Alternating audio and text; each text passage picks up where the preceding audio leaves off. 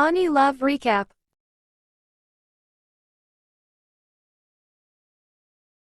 Nagsimula ang ating anime kay Sato. Isang ordinaryong estudyante na may masayang buhay sa high school. Isang gabi makikita si Sato na nakabulagta sa sahig ng isang supermarket na duguan at sugatan at hindi rin maalala kung ano ang nangyari sa kanya. Sa kanyang pagbangon nakita niya sa bintana ang isang chicks na nakatayo sa labas ng supermarket at nakatingin sa kanya. At mayroon itong sinasabi pero hindi niya ito maintindihan. Sa kanyang paglabas ng store, naalala niya ulit ang babae at napaisip kung ano ang sinasabi nito. Pero dahil sa tama sa ulo nag-ilusyon ito na ang babae ay nagtatapat ng pag-ibig sa kanya. Kalaunan nawalan ulit ito ng malay at bumagsak sa sahig. Sa di kalayuan, nakatingin sa kanya si Hana at pinapanood siya. Kinabukasan naghihintay si Hana kay Sato at masayang nalaman na ayos lang ang lagay niya sa kabila ng tinamon niyang injury. Pero walang ideya si Sato kung sino ang weirdong babaeng ito. Pagdating nila sa kanilang school, kinidnap si Hana ni Yumi ang school council president, habang si Sato ay na-distract dahil nakita niya ulit ang chick sa supermarket, na may daladalang mga plastic para i-recycle kaya napilitan siyang tulungan ito. Habang naglalakad nag-uusap ang dalawa pero bigla itong naputol ng binalaan si Sato ng chicks na huwag na ulit itong pupunta sa supermarket habang lumalakad ito papalayo. Sa kasamaang palad si Sato ay kulang sa budget kaya wala siyang magagawa kundi bumalik doon.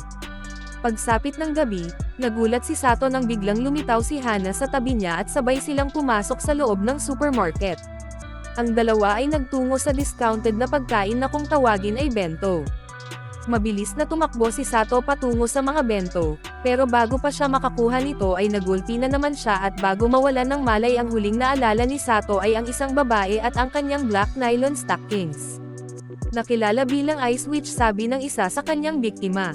Makalipas ang sandali, ipinaliwanag ng empleyado ng supermarket na tuwing gabi ang mga brave fighters o kilala bilang wolves, ay nakikipaglaban para sa half-price na bento. At sinabihan si Sato na ang tuta ay hindi dapat makipaglaban sa mga wolves.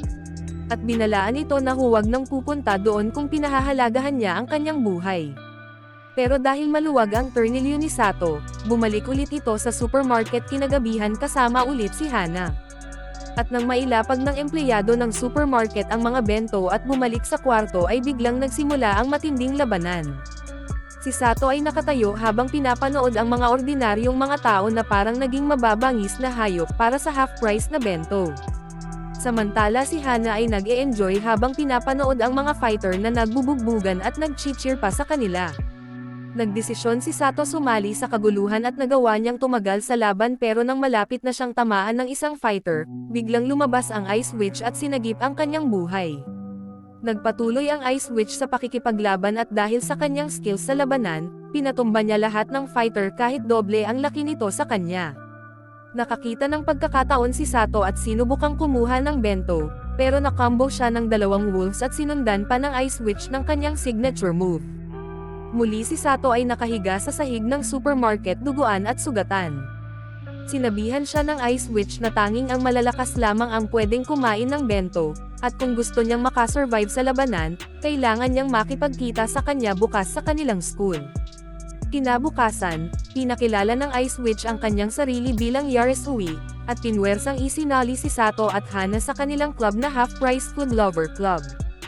Habang nakadikit ang kanyang siopaw kay Sato, ipinaliwanag ni Yaresui kahit na ang pakikipaglaban para sa bento ay marahas, ang lahat ng wolves o fighter ay mayroon mga patakaran na sinusunod. Una kapag mailagay na ng God of Discount ang mga discount sticker sa mga bento, at pumasok na ito sa loob ng kwarto, ay doon palang magsisimula ang labanan para sa bento.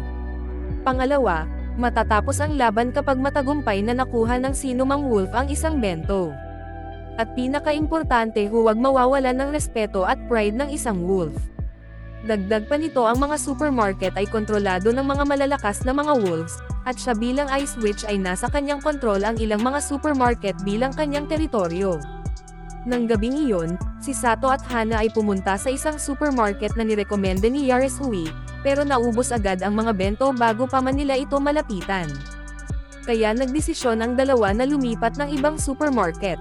Sa kanilang pagdating sa ibang store, nakasabay nila si Monk at si Goatee, na pareho mga wolves. Binalaan nila si Sato at Hana sa tabachoy na babae na kilala bilang Wild Boar, dahil wala itong respeto sa God of Discount at mga patakaran ng bento brawls. Bago pa man mailagay ng God of Discount ang discount sticker sa mga bento, ay sinusugod na agad ito ni Taba para kunin. Kahit na sinusubukan ng mga wolves na gawin ang kanilang makakaya para pigilan ito, ay di pa rin sapat dahil sa lakas nito. Sa huli nakuha lahat ng Wild Boar ang mga bento at walang nagawa ang mga wolves na nakatayo at nakatingin. Habang puwersahang pinapalagyan ng discount sticker ang mga bento sa God of Discounts. At para sa mga wolves na hindi nakakuha ng bento, ay walang nagawa kundi idaan sa instant cup noodles ang kanilang nararamdamang gutom. At ganun din sina Sato at Hana pero na-enjoy pa rin ang kanilang pagkain ng gabing iyon. Kinabukasan sa school, binalaan ni Yumi si Sato na layuan si Hana, dahil ayaw niya itong mapahamak sa pagsama sa kanya. At sinabi na si Hana ang pinaka-importanteng kaibigan para kay Yumi habang si Sato ay kanyang binubugbog.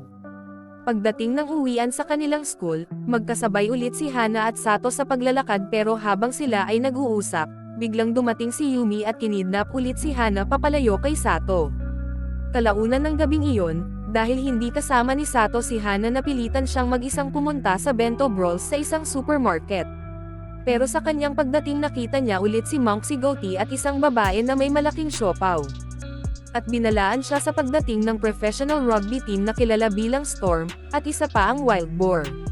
Kaya imposible para sa kanila ang makakuha ng kahit isang bento. Doon nagdesisyon sila na lumipat sa ibang supermarket. Sa kanilang pag-alis, nakasabay nila ang isang wolf na papasok ng store. Huminto si Sato at naisip na bumalik sa loob at magtiyaga na lang sa instant cup noodles. Nang nilapitan siya ng isang wolf na kilala bilang Wizard. At sinabi kung sumusuko na kaagad siya at kung gusto ba niyang maging isang tunay na wolf. Dito nabuhay ang kanyang pride bilang isang wolf, at mabilis siyang pumunta sa harapan ng Wild Boar at sinubukan itong pigilan na makuha ang lahat ng bento. Sa kasamaang palad hindi sapat ang kanyang lakas at tumalsik siya papalayo. Lumabas si Wizard at ginamit nito ang momentum ng Wild Boar laban sa kanya at nagawa niya itong mapabagsak. At pagkatapos mailagay ng God of Discount ang discount sticker ay mabilis na nagkagulo sa loob ng supermarket. Nag-umpisa ang marahas na labanan kasabay ng pagbalik ni Monk, Goatee at ang babaeng may malaking siopaw sa store at nakisali sa kaguluhan dahil ito ang nagpapanatili ng kanilang pride bilang isang wolves. Sinabihan si Sato ng Wizard na huwag kakalimutan ang pride ng isang wolf habang sila ay nakikipaglaban kasama ng ilang fighter. Sa huli nalaman ni Sato kung ano ang kahulugan ng pagiging isang wolf nang tinalo niya ang kanyang mga bagong kaibigan, at makuha ang kanyang unang bento. Kalaunan bumalik siya sa kanilang club room at nagulat siya nang makita si Yaris Uwi na naghihintay sa kanya. Nagulat ito nang mapansin niya na ang unang bento ni Sato ay mayroong special laurel wreath seal. Ipinaliwanag niya na ang bento na nakuha ni Sato ay bibihira at mahirap makakuha, dahil ito ang mga piling mga pagkain ng God of Discounts at tinuturing na kanilang paboritong bento. Kaya ang lahat ng mga bento brawlers ay gusto makakuha ng isa. Binuksan ni Yaris Uwi ang scrapbook na nagpapakita ng mga tagumpay ng kanilang club at sinabihan si Sato na ilagay dito ang kanyang laurel wreath seal sticker. Pagkatapos nito napansin niya ang pangalan ni Wizard sa ibaba ng sticker, at dito niya napag-alaman na member ng Half-Priced Food Lovers Club si Wizard. Ang dalawa ay nagpasalamat sa pagkain, sa God of Discount, at sa kapwa nila wolves bago nila enjoyin ang kanilang bento na magkasama. Sa kanilang school, nabalitaan ng grupo ng Kendo Club o kilala bilang Hunting Dogs ang tungkol kay Hana at Sato at gusto nilang sumali ito sa kanilang grupo, dahil meron silang potensyal na lumakas. Sa sumunod na araw ang mga miyembro ng Kendo Club ay nagtipon-tipon para sakupin ang malapit na supermarket. Nang gabing iyon, nakasabay nila Sato at Hana si Yamahara, member ng Hunting Dogs, at inimbitahan sila na sumali sa kanilang grupo at nagulat sila nang malaman na ito ay pinamumunuan ng isang teacher sa kanilang school. Nag-alinlangan ang dalawa pero sinabi ni Yamahara na hindi sila pinipilit na sumali, at kung gusto nila ay pwede nilang subukan. Pumayag ang dalawa na subukan ito at binigyan ni Yamahara ng jacket si Sato na may kakaibang logo, at nangako na makakakuha ng garantisadong bento. Ipinakita ni Yamahara kay Sato kung paano mag-operate ang mga miyembro ng Hunting Dogs. Nagmadali si Yamahara patungo sa mga bento, Pagkatapos magbigay ng signal sa mga members ng hunting dogs na i-clear ang kanilang dadaanan sa pamamagitan ng pagharang sa mga brawlers. At dito nagagawa nilang makakuha ng bento ng walang kahirap-hirap gabi-gabi. Kalaunan bumalik sila sa kanilang school gym para i-enjoy ang kanilang tagumpay. Pero napansin ni Sato na parang may kulang at hindi gaanong masarap ang kanyang kinakain kagaya ng dati. Pagkatapos bumalik si Sato at Hana sa kanilang club room at pinaalam kay Yarisui ang tungkol sa mga hunting dogs at kung paano sila mag-operate. Sinabi ni Yarisui na ang bento ay isa sa the best na pagkain at lalo itong sumasarap kapag ito ay iyong pinaghihirapan. At balang araw mauunawaan din ni Sato kung ano ang ibig niyang sabihin. Sa sumunod na mga araw, nagpatuloy si Sato sa pagsama sa mga hunting dogs at sama-samang kumakain para sa kanilang pagkapanalo. Pero kahit na nagtagumpay si Sato sa pagkuha ng bento ay hindi pa rin siya kontento sa lasa nito kagaya ng dati. Samantala inalala ni Yarisui ang nakaraan ng kanilang tagumpay habang tinitignan ang kanilang club scrapbook, at sinabi na isa sa hindi niya makakalimutan ay ang kanyang pagkapanalo sa bento brawls ng kasalukuyang bumabagyo ng yelo. Nang araw din na iyon nalaman niya kung gaano kahalaga ang isang bento. Nang gabing iyon, bumalik sina Sato sa supermarket kasama ng mga miyembro ng hunting dogs kagaya ng dati, pero imbis na kumuha ng bento ay tinulak ni Sato ang isang miyembro ng hunting dogs at nasira ang kanilang formation. Pagkatapos ay hinubad niya ang jacket at tinapon kay Yamahara at sinabi na tinatanggihan nito ang kanyang imbitasyon na sumali sa kanilang grupo, dahil naniniwala siya na ang bento ay sumasarap kapag ito ay pinaghihirapan. Sumiklab ang kaguluhan sa pagitan ng mga hunting dogs at ibang mga wolves. Nagalit si Yamahara sa nangyari at nagmadaling kumuha ng bento. Nakita ito ni Sato at sinubukang itong pigilan. Naglaban ang dalawa at kalaunan tinalo niya si Yamahara. Dito pinatunayan ni Sato ang tunay na pride ng isang wolf. Dumating ang kanilang teacher at mabilis na sinuntok si Sato pero natigilan ito nang makita na may hawak na itong bento. Sinamantala ni Hana ang pagkakataon at umiwas sa kanila para makakuha ng bento para sa kanyang sarili. Dahil naisahan ng dalawa, sinabihan ng teacher si Yamahara na sumuko na sa laban dahil wala itong laban sa tunay na wolf kagaya ni Sato. Sa sumunod na araw, ginising si Sato ng kanyang pinsan na si Ayame at sinubukan siyang inisin gamit ang kanyang kaseksihan, pero wala itong effect kay Sato at kalaunan naglaro sila ng video games maghapon. Habang naglalaro ng games nagkaroon sila ng pustahan. Ginamit ni Ayame ang kanyang skills at sexy personality para ma-distract si Sato at manalo sa kanilang laban. Kinabukasan nakipagkita si Sato kay Hana, para kunin ang kanyang hiniram na extra school uniform na pakiusap ng kanyang pinsan, na kailangan niyang sundin dahil sa pagkatalo niya sa pustahan. Nang pumunta si Sato sa kanilang club, nagulat ito nang makita ang kanyang pinsan na suot ang hiniram niyang school uniform, at yakap si Hana. Habang sila ay nag-uusap nagulat si Sato nang malaman niya na si Ayame ay sikat na bento brawler na kilala bilang Beauty by the Lake. At gusto niya makipaglaban sa Ice Witch para malaman kung gaano ito kalakas gaya ng kanyang naririnig. Biglang dumating si Yumi at nagalit ito nang malaman na suot-suot ni Ayame ang school uniform ng kanyang precious friend na si Hana, kaya hinila niya ito papalabas para turuan ng leksyon. Nang gabing iyon tumawag si Ayame kay Sato at sinabi na puntahan siya. Pagdating ni Sato nagulat ito nang makita ang kanyang pinsan na nakasuot ng dress, na pinwersang pinasuot sa kanya ni Yumi na parusa dahil sa pagsuot niya ng school uniform ni Hana. Ang dalawa ay magkasabay pumunta sa supermarket at dito nakita nila si Yarisui. Napagkasunduan ni Ayame at Yarisui na kunin ang parehong bento bilang parte ng kanilang duelo. Nagsimula ang labanan at mabilis na sumugod si Ayame sa battlefield para puntahan si Yarisui. Habang sila ay naglalaban naging sagabal kay Ayame ang kanyang suot na dress, at tinamaan ng atake ng Ice Witch at napabagsak. Bumangon si Ayame at kumuha ng chopsticks at inayos ang kanyang dress bago nagpatuloy sa pakikipaglaban kay Yarisui. Pero kahit anong atake ang gawin niya ay hindi ito sapat at sa huli ng ibabaw ang lakas ng Ice Witch at tinalo siya sa laban. Samantala si Sato ay nakaharap si Ren na kilala sa kanyang skills at husay sa pakikipaglaban, nagtagisan ng lakas ang dalawa sa parehong bento at walang gustong sumuko.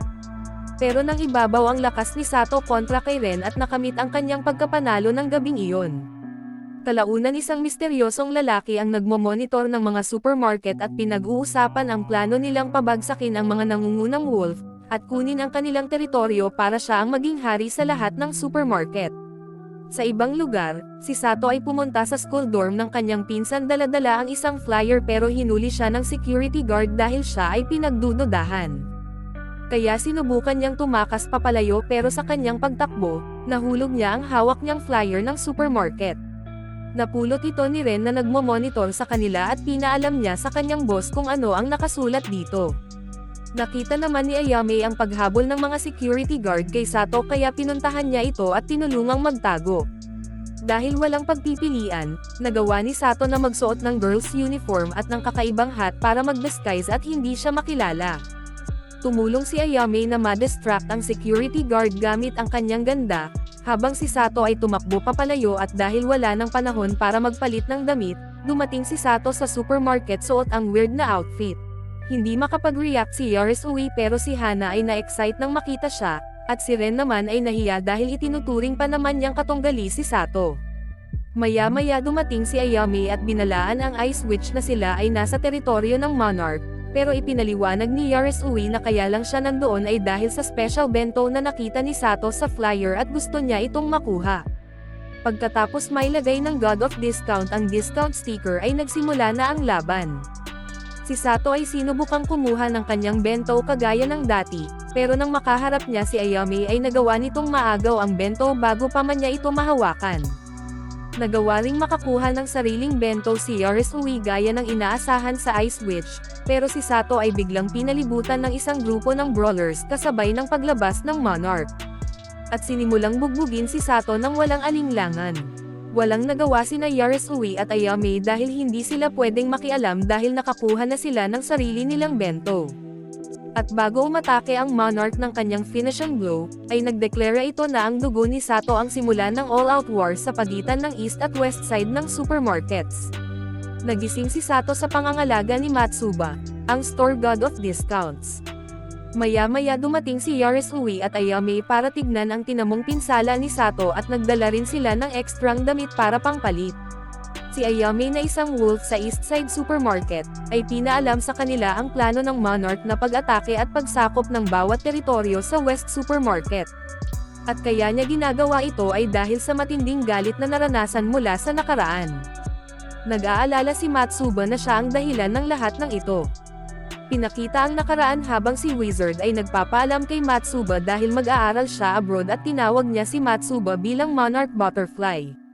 Nang gabing iyon nakipagkita si Yarisui sa ibang miyembro ng Western Wolves, para ipaalam sa kanila ang plano niyang pagsugod ng mag-isa sa Eastside Store, at iwan si Sato at Hana na nakadepensa sa kanyang teritoryo sa Westside Supermarket.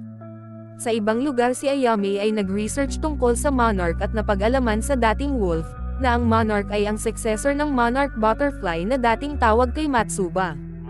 Pero nawala ito sa kanya nang matalo siya kay Wizard at kalaunan ay nagretiro sa Bento Brawls. Ang tunay na plano ng Monarch ay hindi ang pagsakop ng Western Store, kundi ang pagtalo niya kay Ice Witch at patunayan na siya ang pinakamalakas na wolf. Dahil ang Ice Witch ang susunod na successor ni Wizard. Nagmadali si Ayame at pinaalam kay Sato ang kanyang nalaman tungkol sa Monarch, at naisip na si Yarisui ay papunta sa isang bitag. Nagmadali ang dalawa para puntahan si Yarisui nang narinig nila ang usapan ng mga tao na isang babaeng high school student ang duguan at sugatan. Nakarating pa rin si Yarisui sa supermarket kahit na duguan at sugatan para labanan at talunin ang Monarch.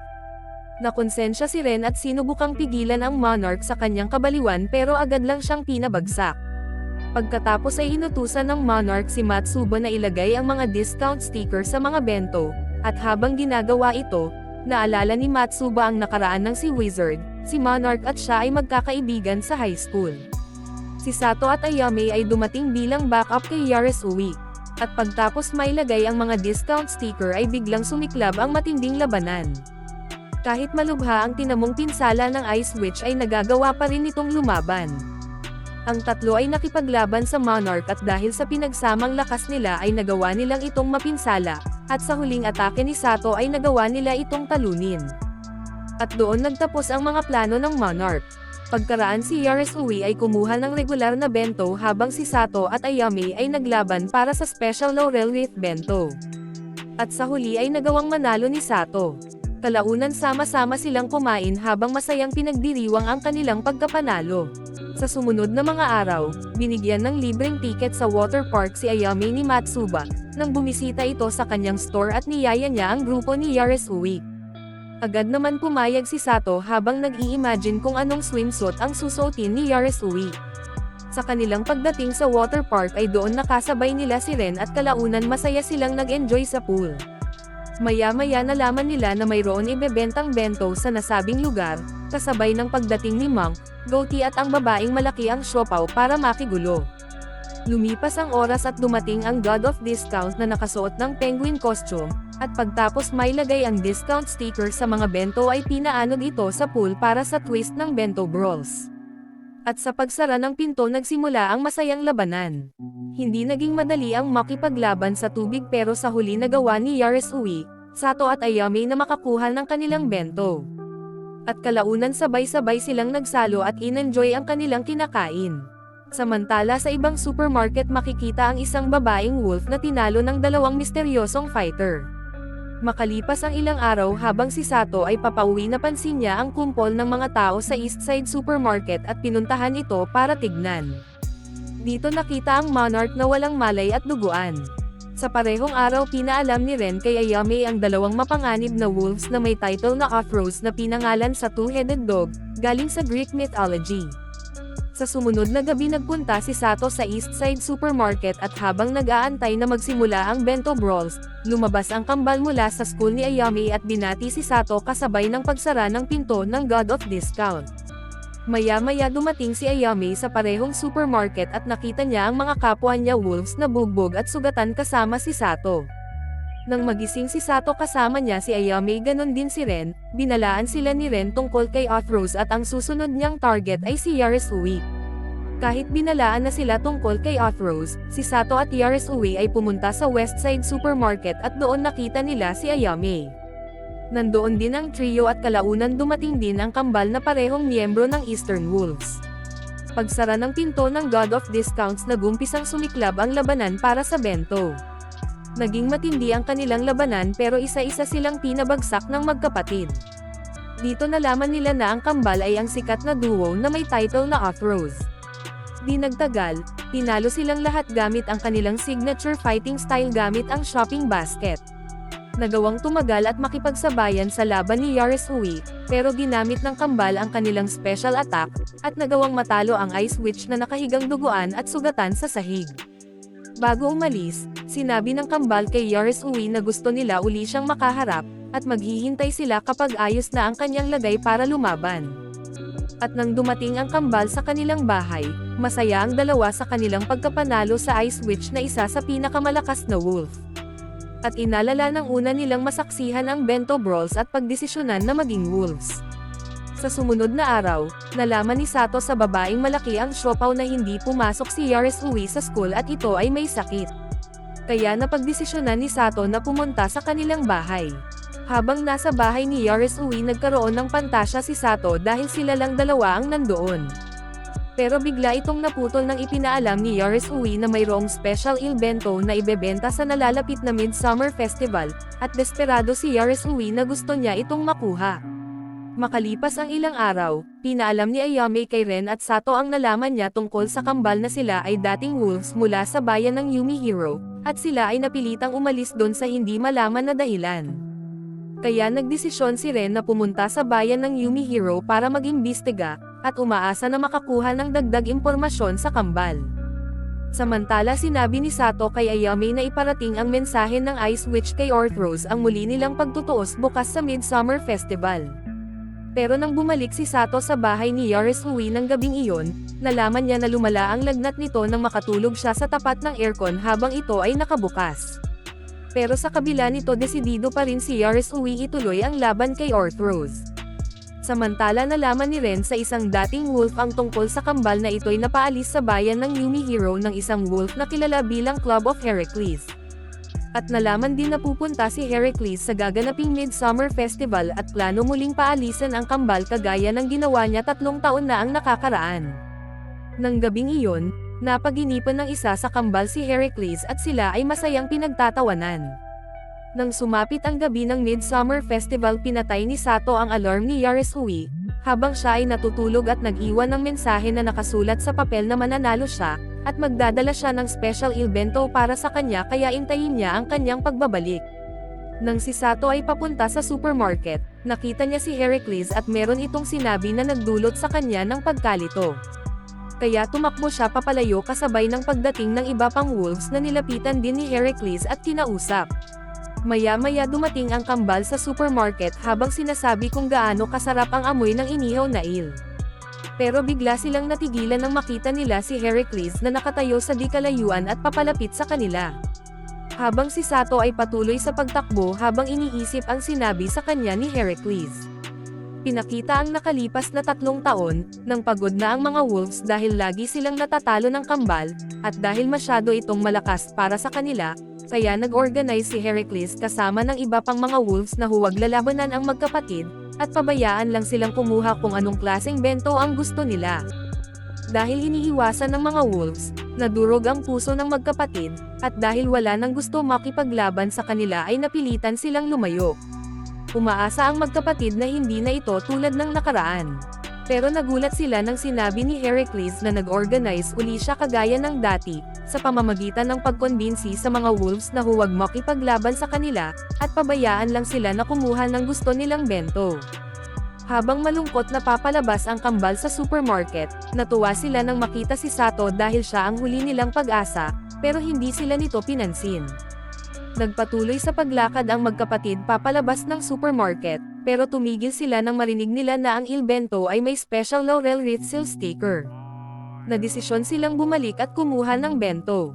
Dahil walang gustong makipaglaban sa kanila, dumiretso ang magkapatid patungo sa mga bento habang ang mga wolves ay nakatayo at nakatingin sa kanila. Nang biglang may kakaibang tunog na maririnig sa store.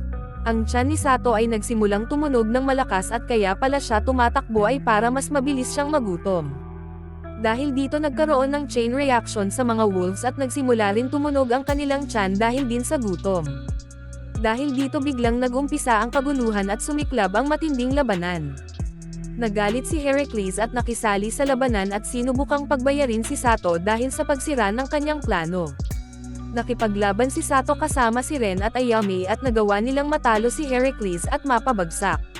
Samantala ang magkapatid ay nakatayo at nakatingin habang welcome uli sila ng kapwa nila wolves, salamat kay Sato. At kalaunan masayang sumali ang kambal sa labanan para sa bento. Sa huli kumakain ng kimbap at cup noodles ang magkapatid dahil natalo sila sa laban. Pero masaya pa din sila dahil kasama nila ang ibang mga wolves sa unang pagkakataon, at nangako sa susunod ay hindi sila matatalo.